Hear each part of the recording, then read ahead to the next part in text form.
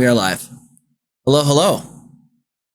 Welcome back to, or welcome probably for the first time, to Writer's Code. Oh, I've got a bug in my room. We've got to wait.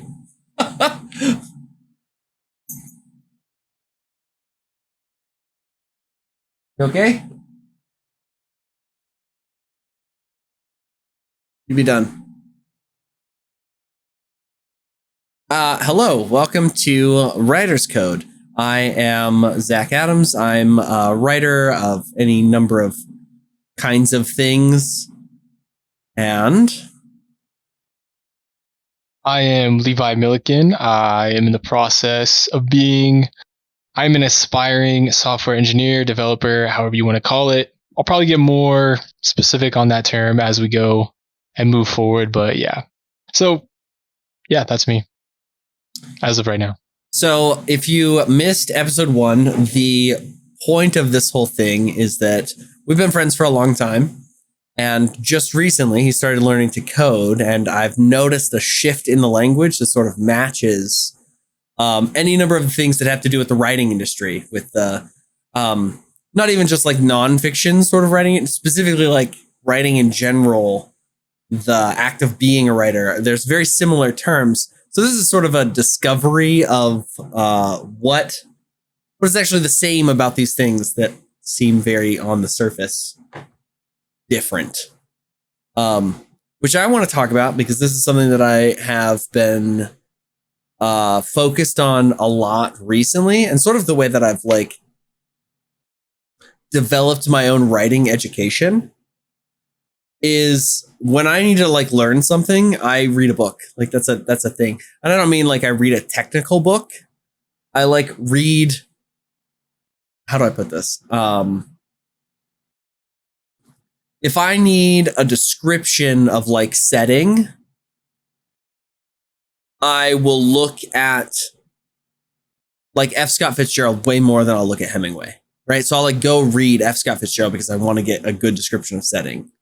If I want to get like good dialogue, right, I can go to like Chuck Palahniuk writes excellent dialogue. He's the guy who wrote Fight Club, right? So like that really snappy, punchy sort of like, it's great. Do you have something like that? As far as like how do you find experts to figure out how they like credible did it? sources of how things work? I mean, you can go into like the source code or not source code, but you can go into the code of pretty much like any website you want. So if you wanted to go into Apple's website and look at obviously you can't look at their background stuff or their databases, but you can look at the JavaScript and the HTML and how they style everything. So I think it's not necessarily a person like that, and Stack Overflow, and then like there's a few other, but Stack Overflow is probably the most popular to be able to look at what was done on something. Find the structure of something, yeah. You're not necessarily looking for a reputable person. You're looking for like a really well-established, a really high-functioning like website, something like that. It's more like it's the same as like what a reputable kind of like Reddit. Writes a book. Yeah. Like you find information on Reddit, you're going to probably go with the one that has the most upvotes, which is very similar to how Stack Overflow works. Is that a website specifically where they're like, here's how you would do this, but for coding? Yeah. If Stack Overflow was down, then people wouldn't be able to do their job. Okay. I mean, it's legitimately like that. It's like a compendium of knowledge. But again, I'm going to put a disclaimer on this. It's like I'm only going off with what I've experienced myself, and what I've heard people talk about is that like, oh, they made jokes. Oh, Stack Overflow's down. I guess I'm taking a day off. Shit, but I mean it makes sense. I mean, they're obviously being funny. I can't think of a single book that necessarily does that. Maybe something like the Western Canon by Harold Bloom is maybe an attempt at trying to like collect the best way that things have been done. I'm sure there are other ones that I'm not remembering, but that's interesting that there's like when writers collect stuff, right? I actually have a shelf specifically, like right over there. That half of the shelf is literally like dedicated to writers talking about writing. Right. And so it's like Stephen King's on writing, a bunch of quotes from Charles Bukowski, who's a really famous poet, on writing, Anne Lamott's Bird by Bird, which is a really famous book about writing, and the like, but they're always sort of anecdotal. They're, Stephen King's on writing is almost a biography. Like it's almost an autobiography, but he talks about learning different parts of writing as that autobiography like goes on. But I haven't seen like maybe I have. There's one over there called like words by image or something that is really sort of like that, about how to do different kinds of description. That maybe is the only one that I've ever seen. I feel like on your side of things, things are much more. I hesitate to use the word creative, but like that is a good word, because you can be very creative in coding. Like there's different ways to do things, but there's not a set way like, oh, this is how this works. Like, and if you know the fundamentals of writing, you can break the rules, right? Like there's not a actual. Oh, sure. Yeah. The best example that I have for that is that in the last chapter, basically, and it's a huge chapter of Ulysses, which is like considered a masterpiece novel. There's no punctuation. The whole last chapter, there's not a single fucking piece of punctuation. It's all just one giant run-on sentence. And it's pages and pages and pages of that, right? But like he's trying to evict a very certain emotion at the end of this thing by doing that. Yeah, so there's like a number of ways to like, which I imagine you can't just be like, fuck punctuation in this code. I don't care. I just start typing to JavaScript, do this and this and this and this and this and this and this. Like error. Yeah. So I mean, I guess I see that there's a subtle distinction, but there are still people that like. But there wouldn't be so there wouldn't be the way that like the Stack Overflow works, or like a lot of these answer sites work with the coding shit, is like it's exactly like Reddit. Like I said, is like there wouldn't be, if it was just this is how it's done, there wouldn't be like 10 different answers and then this one has the best upvote. There still is like, okay, yeah, there still is like a decent amount of creativity, or so this whatever you want to call it. This is actually what I was going to say, is that it's not like you're going to a rule book and opening it and getting the rule, right? You're going to a thing, and it's giving you a number of recommendations. And this is like maybe what the difference just in age of our crafts is. When I go, and this is me being immersed in the culture, if I was a brand new writer again, I would have to go somewhere and ask who does great scene description, right? Like who does really good atmospherics? And somebody might say, you know, like if you want atmospherics, like Edgar Allan Poe is great. Or somebody might, you know, come in and say like, Poe is great in a short form sort of like thing where he's creating atmosphere of scene. But if you want atmosphere for a novel, like Emily Bronte's Wuthering Heights is like, you know what I'm saying? And like, then people would sort through those. And then I'd eventually read. I sort of know what I'm going to look for now when I like want a specific tool. I know which author to go look to that for, which you may eventually get to the point where you like have a type of thing you use. I don't know how to phrase that. I have an idea of like what that could possibly be. Like GitHub is kind of, I don't know how to explain. It's been like social media for coding, kind of. That sounds fucking wild to me. I mean, it's not, that's a terrible way to explain it, but that's essentially what it is like you have, I wish I could share my screen right now, but everyone has their accounts or whatever, and I can throw something up in the middle afterwards. Okay, so everyone has like, this is where my portfolio would go. I would just link them to my GitHub. Okay. And then, or I give them a link to a project that I worked that went through GitHub. And that's kind of like how everybody does their everything. Like, let's say I'm working for a company and they're working on a big project. They have a GitHub account and then they have the project that I can pull a copy from and work on it. And then I can like kind of push it back as like a request. This is getting more technical than I was initially. So this is a cloud sort you of see what thing, I'm seeing? Yeah. Yeah, it's a cloud sort of thing. But yeah, it's the same. That could happen if I went to if I found someone who was doing the type of work or the type of project that I was currently doing, I could very easily just have them in the back of my head and just go follow or just go look at their work, look at their portfolio, how they did this, how they did this, Okay. You can also do the same thing with like just directly to a website. You can just pull the JavaScript off of it and look at it.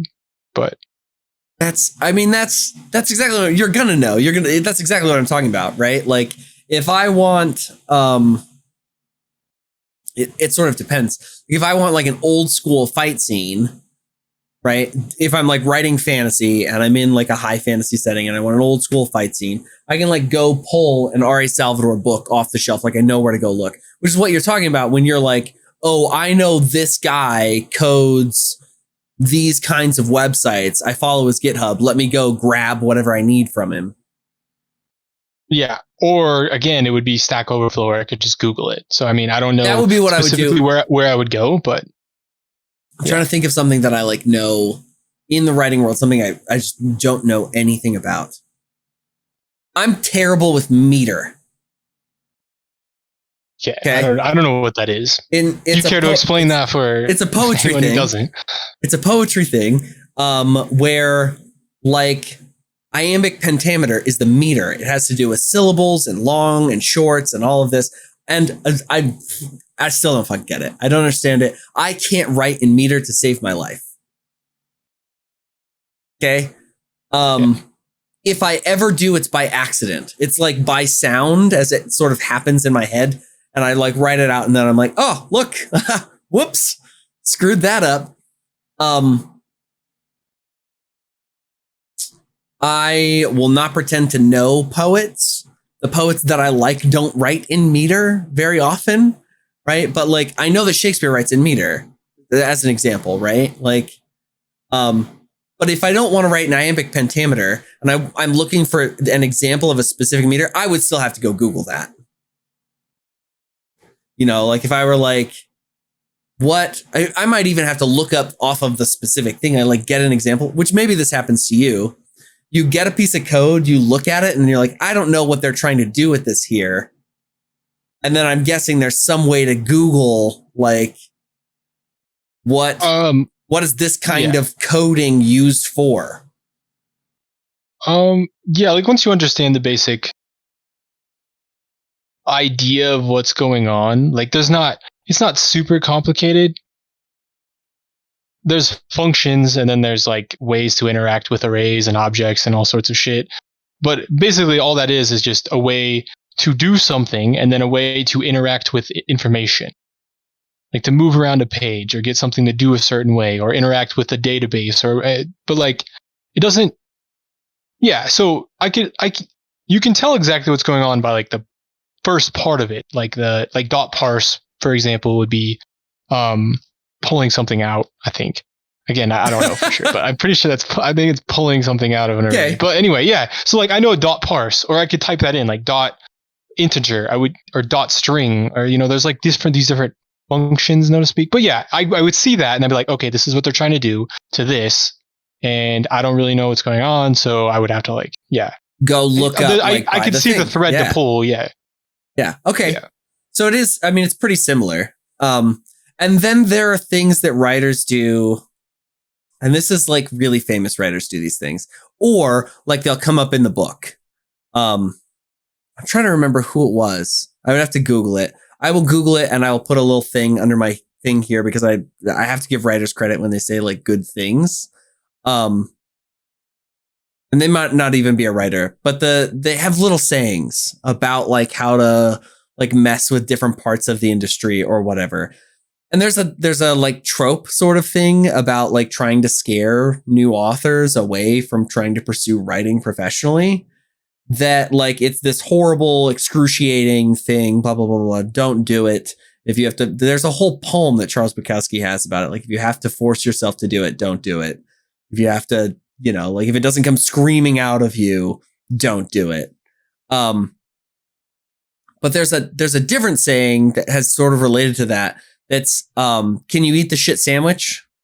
And then they sort of tell this story about, like everything you're ever going to do in your life, even the parts of it that you enjoy to the most, like have these shit sandwiches that come with them.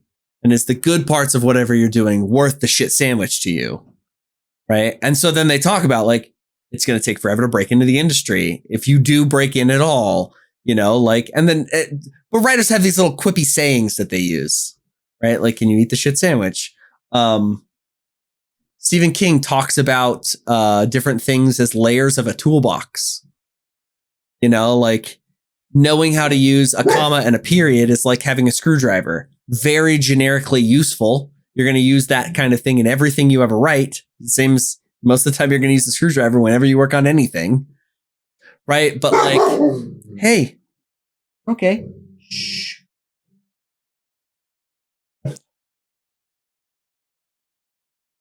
You're okay. It's a screwdriver. And then there are specialty tools, right? That are like a one-off thing. But he talks about it that way. So they all have these weird metaphors that they use for different sorts of things. I imagine that's the same too, right? Like, kind of. You mean like gatekeepers? They're kind of gatekeeping in a way, but no, not necessarily that. But like more of like a broad. There is like gatekeeping, kind of what you meant. It's sure. Like partially gatekeeping, but I'm sure kind of. It's more like I meant more like are there generic writing? Oh, show don't tell. There are these like sayings that writers have when they give advice, especially when they're giving advice to young writers, because I can't tell you how to write. Okay. Like I can't, if you're going to write me an essay, I can go through your essay and I can tell you what's wrong with the essay. But when you just tell me like, I'm going to write an essay, like I can't tell you how to write an essay. You have to do it and then I have to tweak it. Right. I have to tell you how to tweak it. Oh yeah. But I can't like tell you how to write an essay. And so we say these weird things like show, don't tell, meaning that as I'm writing the sentence, he was pissed off is much less interesting to read than, he swiped the things off of the desk. You know what I'm saying? Like this is action, but it also tells you he's pissed. Yeah. Right. So that's show, don't tell. Right. But this is a thing where we have these little quippy sayings where it's like show, don't tell, or,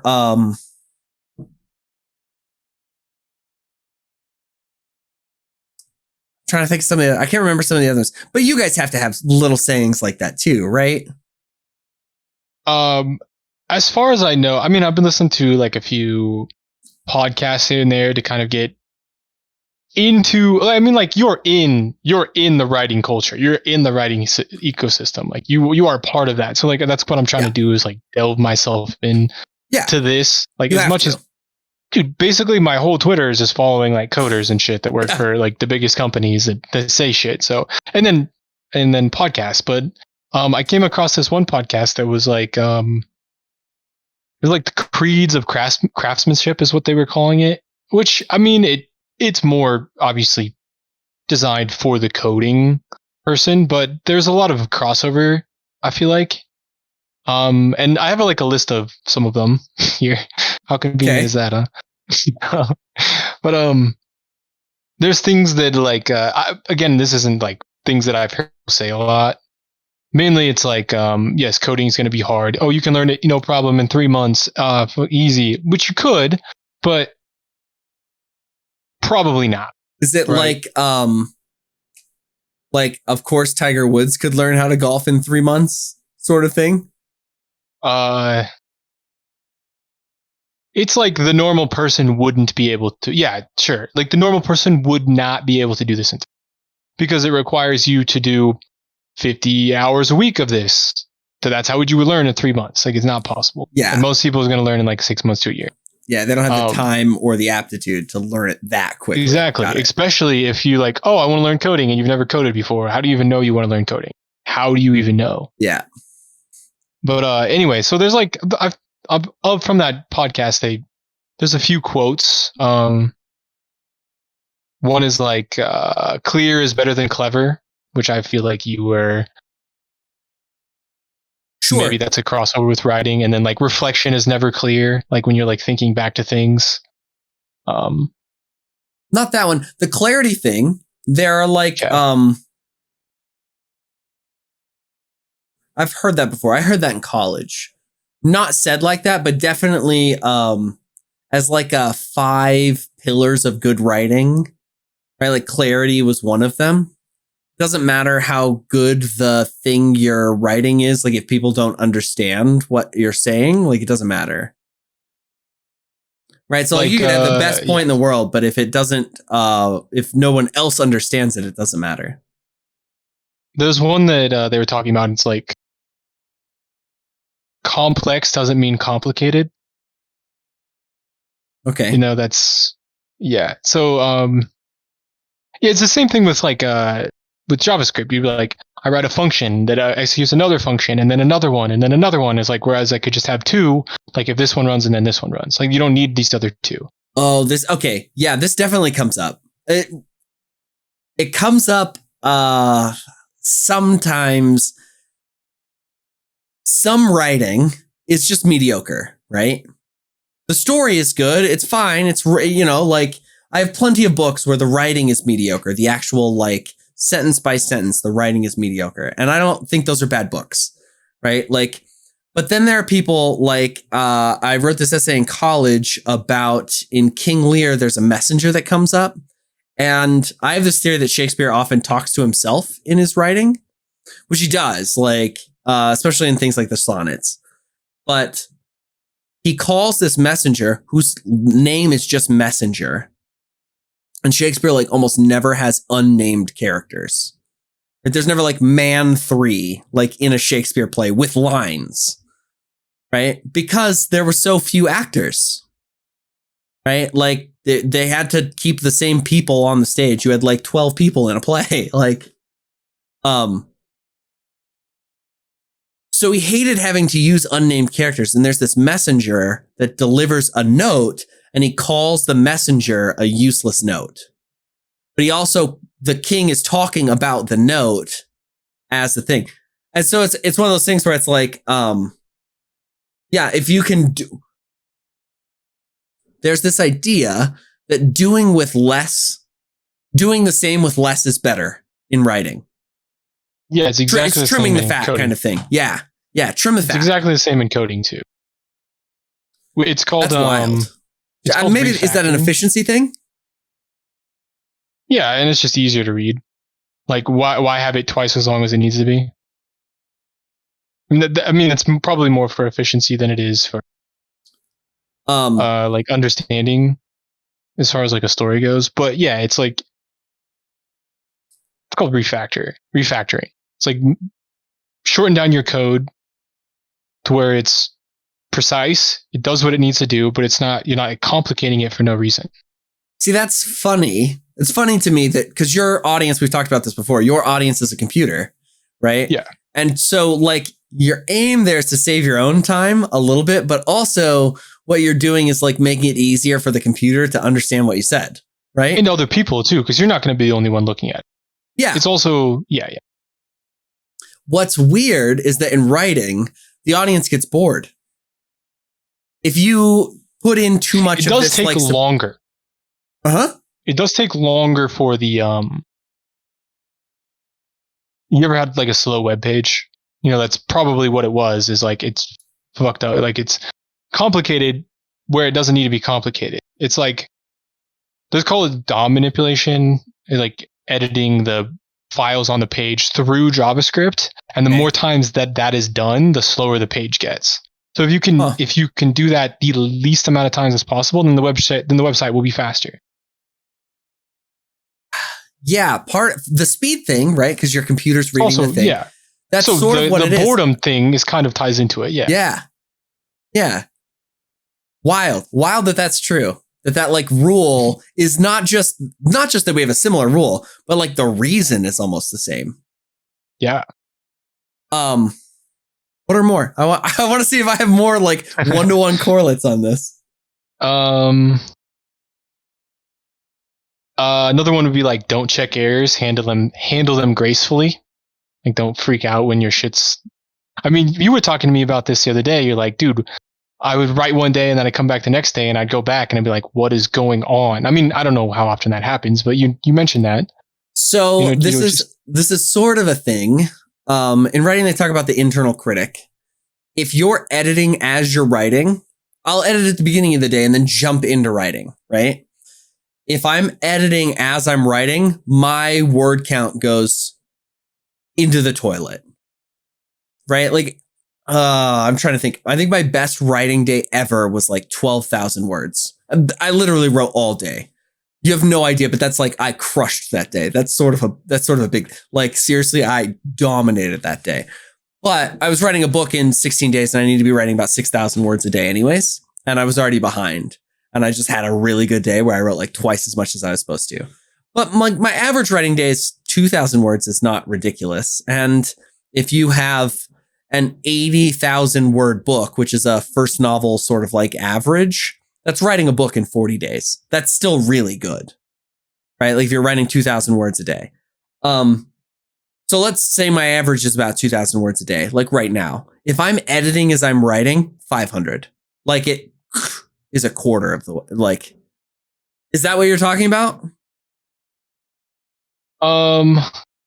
It's similar. Yeah. Like if,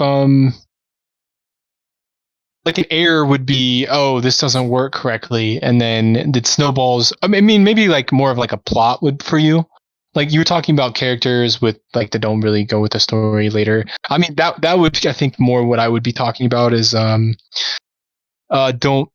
like, your errors are now just ruined the rest of your project. You need to fix this error. Don't freak out and then start deleting shit that you don't need to. Don't like remove this and this and this and then like, because it gets very It is a plot thing.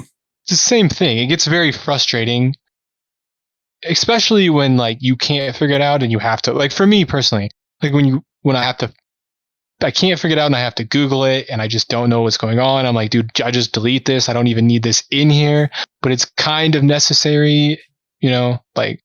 This is funny because I've had this once before where I actually, like, something happened. I had made an adaptation to something in between like one stage of my plotting and actually writing the book. I'd made a change, like a pretty major change. And I didn't recognize it as I was doing the plot. So then I was going through and doing the writing and I got to this point and I was like, this doesn't make any sense. This literally like can't happen. Like the part and if it doesn't happen, it changes any number of things like down the line from the book. So now I have to solve this problem without this thing I was going to use to solve it because this can't happen anymore. So what do and then I'm fucking stuck. The funny thing is, do you remember I said that like writers have all these like quippy sort of like answers for these things? Margaret Atwood talked about writer's block at one point in time, which this is when people talk about writer's block, like that's one of these things like, oh, I'm stuck. I don't know how to solve this problem. This is one of the ways people talk about writer's block. Margaret Atwood said when she gets writer's block like this, what she does is she gets up and she leaves her house and she starts walking away from her house. And she's not allowed to turn around and go home until she's figured out how she's going to solve the problem. She said she's ended up miles from her house before. Which is either just a really good story, right? Like, or serious fucking dedication to like this thing. So there is this same sort of problem. I don't know if we have a like cool saying for it though.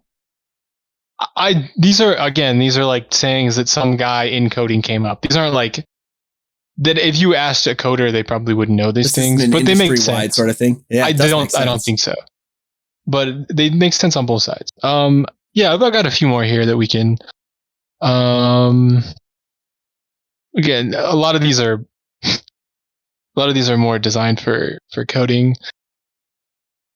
Like with an unsafe package, there is no guarantees. I honestly don't even know what that means. I'm just kind of funny. Dirty. I'm just kind of funny. Dirty. I would never want to handle an unsafe package either. Documentation is for users. Again, I don't know. Design the architect, name the components, document the details. That's more like specifics. That sounds interesting. So Okay. tell me if this like rings to what you just said. In writing, there are things you want to be very explicit about, and then there are things you want to leave vague. So, yeah, it's funny you mentioned that. Is that sort of what that is?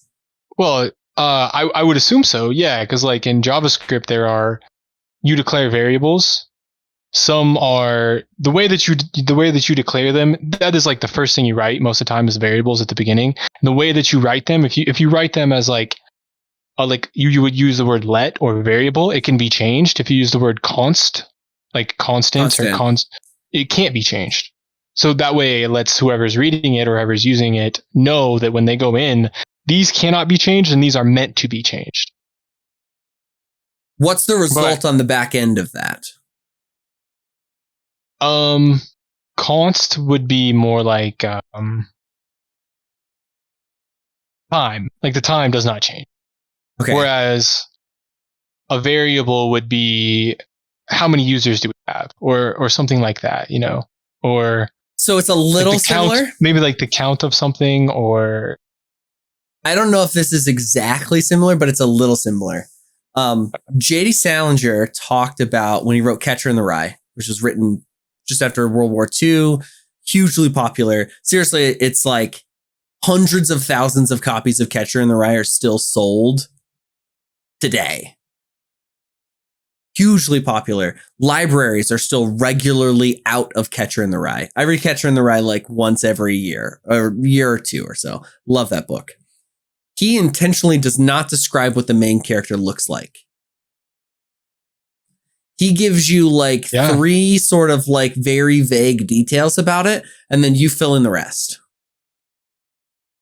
Right? That could be similar because like what you were talking about with the tables is I looked at it and it talks about like booleans and numbers and things like that. But that's exactly what JavaScript does too. Is like you can set a variable or something like a person as a boolean, a string, or an integer. And then based on that, you would know kind of what you would be using it for. Like a boolean is a true or false. Like, are you over 30? Or are you a woman? Yes. Well, obviously not. Yes and no. Or if it and, or you would get back the true or like a string is generally used for hi, my name is, when you log in, hi, my name is Zac. Or hi, it wouldn't be, you'd be like, hi, Zac, welcome back type shit. But that would be the string. And then like an integer would be more obviously like a number that would plug in to go everywhere. But so on the website, the fact that you could, okay, so this is maybe the example that I'll use. We're going to stick with J.D. Salinger. He could describe a city and you would fill in the details on what that city was like. But he doesn't describe a city. He describes New York City, and it has like it's specific thing. And so like the parts that you're saying that are like, hi, welcome back. You want those defined. The Zac is a variable, right? Yes. Yeah. But okay. Zac would be a string. It wouldn't be hi, so true, what was the welcome saying back. Again?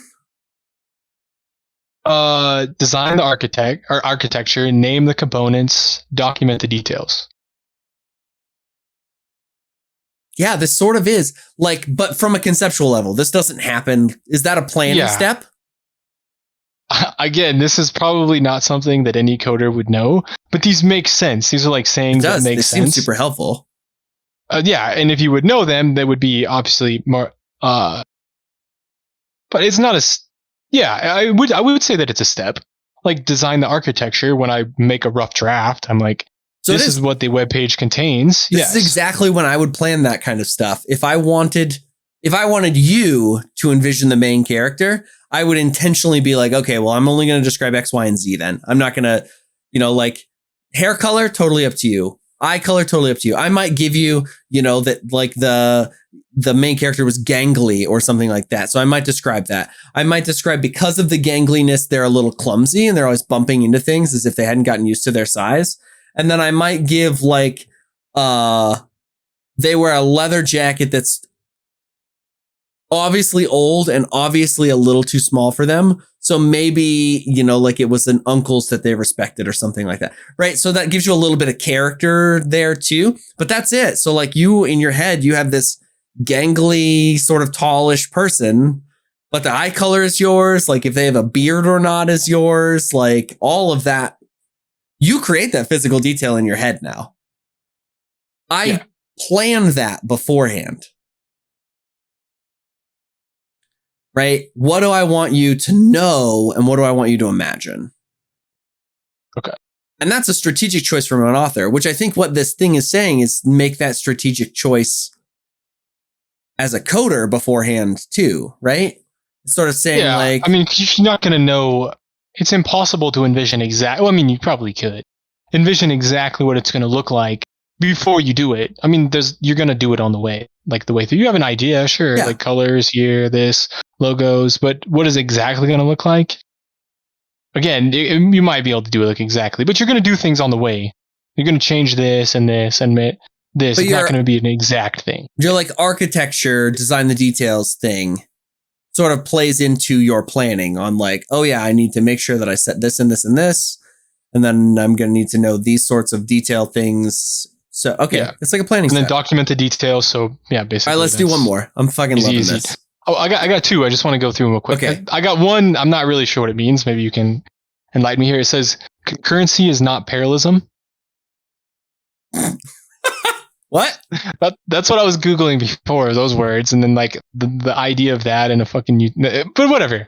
No idea. Anyway, so we'll move on. No, I have no idea. We can come back to that. Next episode, we'll come back to that. There was one more. Let me find it. There was a good one. Damn it. Okay, hold on. I lost it. Just a second. Okay, I'm going to cut back in when you find it. Okay. Oh, right here. Don't communicate by sharing memory. This is a really good one. Don't communicate by sharing memory. Share memory by communicating. Boom. There you go. I feel like that goes to show, don't tell. Yeah. I wish I would have read that before you said that. I would have been like, oh, yeah, it's perfect. But yeah. I feel like that one goes to show, don't tell. How do I put it? To go specifically with that. The like blue aprons reminded him of his mother is a much worse, like, let's imagine the mom's dead, right? And this dude like goes to this school and because he wants to be a chef. And at this school, they all have blue aprons and his mom always cooked with a blue apron, right? It's a much better sort of like emotional impact to like not say the blue aprons reminded him of his mother, but have the description of the blue aprons be followed by like a single tear forming in the corner of his eye or something like that before he swallowed the knot in his throat and he gets to work. Like that's a much more, you see what I'm saying? Like, yeah, but it has to do with memory, like specifically. I'm just showing you the memory. I'm not telling you about the memory. Yeah, exactly. Yeah, that's good. I mean, I feel like I don't know what the hell that means with coding. I don't know either. I was hoping you would like, you would have something. Are you sharing memory? Share memory by communicating. I don't know. That just sounds like more of a writing thing, but it's on here, so it must have something to do with coding. I'm sure we'll come back to that and I can elaborate. But yeah, I think it's wild to me. Maybe this is just true of every industry, and I've just been so like involved in writing, but I don't think it is. I think that there are quippy things about every industry, but you may like notice, maybe this is just because we've like gone to like draw corollaries to things. If I'm trying to relate to somebody, right, it's so much easier for me to make that connection by like sharing an experience with them rather than telling them about myself. Right. Yeah. So this is another thing. Like, let me show you who I am as a person, not tell you. By sharing memory. Yeah. Okay. Right. So yeah, I find it that it's interesting. I've always maybe put writing on a bit of a pedestal because it's such a like direct form of communication. It's very clearly an emotional storytelling sort of like thing. And so writers often do this where they like we find out who we really are by reading, you know, like those sorts of things, like where we're like, and to some degree, it's sort of true. Like I've experienced more people of vast, varied backgrounds through books than I ever have in person. And those aren't whole people. They're not like real people, you know, but that's still an experience of a person, like in my opinion. And so I understand why we have these like sayings, because if I'm going to create a real character, right, like I have to show you, not tell you, which is just a form of communicating who you are. I'm communicating who a character is, but like that works for sales too. I was gonna say, yeah. The other thing that I could think of was sales. Sales is the same. There's so much psychology that goes into sales. Understanding it's manipulating is what it is. Like you say something a certain way, and you get them to act a certain way. Not in a manipulative, take advantage of them sort of way, but like that's exactly what it is. Like you say things in a certain way to get them to act in a way they wouldn't have acted. Without your influence, Without you, Not necessarily that the way that they're acting is even bad for them, right? Like, yeah, exactly. Getting like somebody they wanted to buy a car anyway, but instead of they're buying this car today instead of buying another car from somebody else. Or even so, I think about like a personal trainer who gets somebody to start working out, like through an ad. Yes. Right? Like or the ad has influenced your behavior. Yeah. Right? Like I always think of salespeople as car people, but like that's just kind of the stigma. But yeah, it's the same thing. It's people who get people to start investing and saving for their retirement through an ad, like something you should be doing. Thank God that ad worked. Salesmen, solar salesmen. Yeah, like will it be beneficial for you long term to get solar? Obviously, those are things that you need to weigh out yourself. But yeah, probably. In a lot of places, then all I have to do is communicate that to you, and we're good to go. Yeah. Not only do you get solar for the rest of the life, you get a free roof because the solar company will pay for your roof. If it's a shitty roof, they're not going to put solar on it. So you get a roof by not paying more to the roofing company. You get a roof at whatever it costs to fix the roof. Yeah. I don't know that. Wild. Good shit. Yeah, that's a huge selling point, by the way. But anyway. I've just been sold on a solar roof now. Thanks. That's you have a business card? Yeah. I'll send it to you. So I think it's interesting that coding has these things because I don't think we think about coding as like a interpersonal like industry. I've been in hospitality for a long time and I don't think that it is. I think there's more similarities between coding and writing than there is between communication. Writing is communication. Depends on the communication. Hospitality, not so much. Hospitality sucks, in my opinion. Again, this is totally a bias towards me because I was in it for a long time, and just the niceness to me isn't communication. That's not communication. Yeah, I don't really think so either. People call it a customer service voice. That's not real. Most people, when they hear that voice as a client, they cringe. Mm-hmm. Right? Like, yeah. So there are certain parts of communication. I think you nailed it with sales is probably the closest one to actual communication. You're understanding a lot more because but I think it's more because it's like results based. The fact that there are these things in coding, there are these sayings, there are these like shorthand ways to talk about how to do things well, right? And they reflect so closely with writing, which is 100% communication, right? Like, I find that very interesting. It leads me to believe that coding is much more communication than I originally would have thought.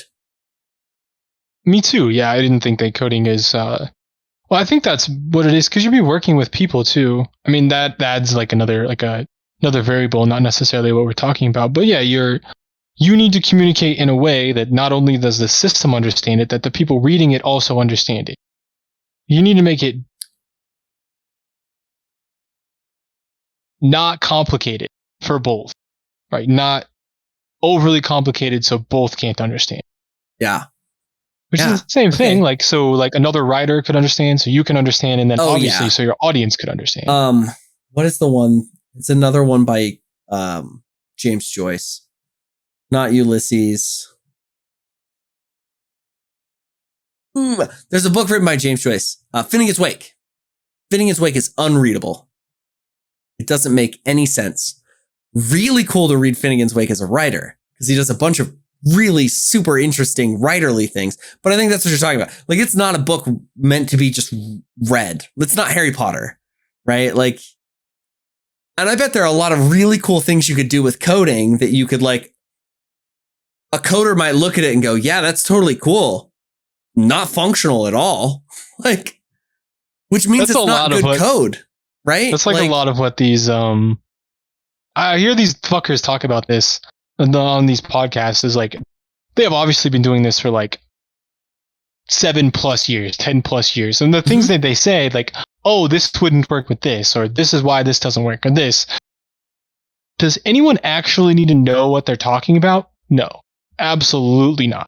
The things they're talking about are so nuanced and so like specific that another coder would find it amazing that you know that, and that this doesn't work with this and this, and these are the errors. Like, dude, it doesn't matter. Like, for 99.9% of cases, that doesn't matter. But I think, that's kind of what you're. Yeah. Maybe. So that's the I hadn't even thought of that. That there's communicating. The computer for a writer is another writer. The computer might get it, but when you try and give it to an average reader, it's just a mess. Like, why would you ever do it this way? Like, like, dude, I look at things sometimes. I'm like, dude, why was I not taught this way? This is so much easier. It's you like condensing these three. Well, I would call them paragraphs. I don't know. There's probably a better word, but these 3 paragraphs of code down to 1, and it works exactly the same way, and it's faster and it's quicker and it just looks better. This like, what? J.K. Rowling gets a lot of shit. For any number of things, right? There are a bunch of plot holes about her political takes. J.K. Rowling is really unpopular. But I do have to say that J.K. Rowling's writing from page to page is some of the simplest to read, right? Like, it is she's telling a great story in any number of ways. Obviously, it's a great story. I'm going to use results-based analysis for this. She doesn't sell million upon millions of copies unless it's a good story, right? Like, people seem to enjoy this story. Obviously, that's one metric to measure it as good. It's not complicated at all. It is some of the simplest writing, other than the words that she's making up, like Horcrux and the spells, right? Like, it's almost like kindergarten language. And yet she captures so much of this world in this thing. I think that's what you're meaning, is that she's like, another writer would pick this thing up in order to get the same results. Those books would be massively thick because they try and overdo it. And she does it so simply. There's a joke too that I see a lot of these guys make about junior developers, which is like the role, like the position that I would be in going into like very first coding job or whatever. When you get your first job. Yeah. They're like, oh, a junior coder, and then they like show a meme of somebody that's like doing a bunch of, but basically like when you click on a button, it has this animation that comes in and the screen changes and does all this different shit, and it's like, why? Just go to the next page, you know? Yeah. Yeah. That's actually really funny that that's a junior coder thing, because there's I did a video a few weeks ago about like writer stages, and one of the things that often writers go through is where they want to be seen as clever. Look at all of these cool things I can do with writing. And they put it in there, and it's just the cringiest shit to read.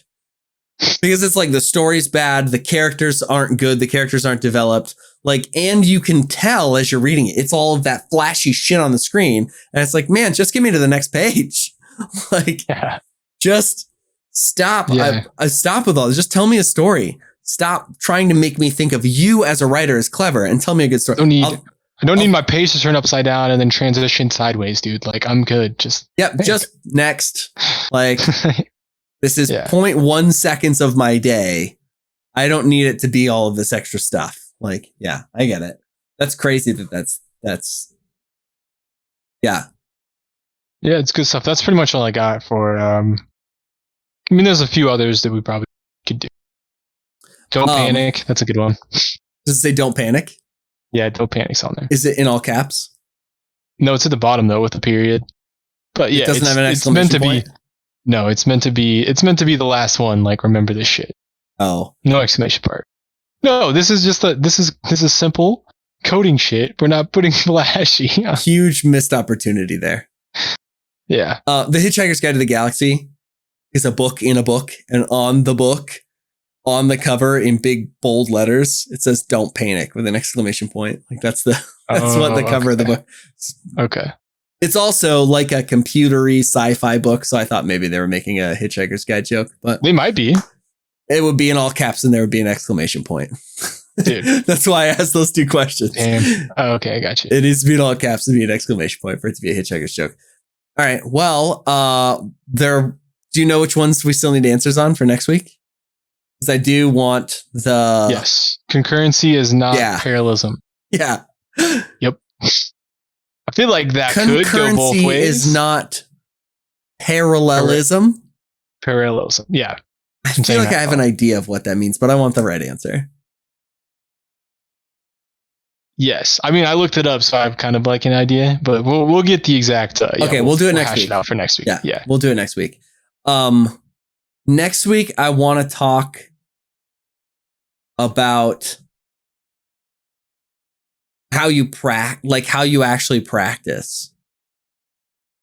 Practice coding? Yeah, that's what I want to talk about next week. Oh, okay. Okay. Not the process you use. We talked about process a little bit, but like, how do you do practice and analysis? We'll talk about it next week. Yeah, got you. We'll talk about it next week. Yeah. All right. Everybody else, thanks for tuning in. We will see you guys next week. If you want, are you posting on socials right now? I've got your Instagram up there, but I didn't know if you were. I'm not, no. But yeah. You go follow him if you It will soon. Yeah, we'll pop up. And then my stuff is here. I'm going to be getting back in doing stuff on TikTok. I want to do more of these quippy sort of like guide things. Yeah, these are good. I could probably find a few more. I mean, I listen to these podcasts. We can find all sorts of cool shit like that. Cool shit. That I think there's crossover. Yeah. All right. Well, I'm getting out of here. Thanks for tuning in. We will see you next week.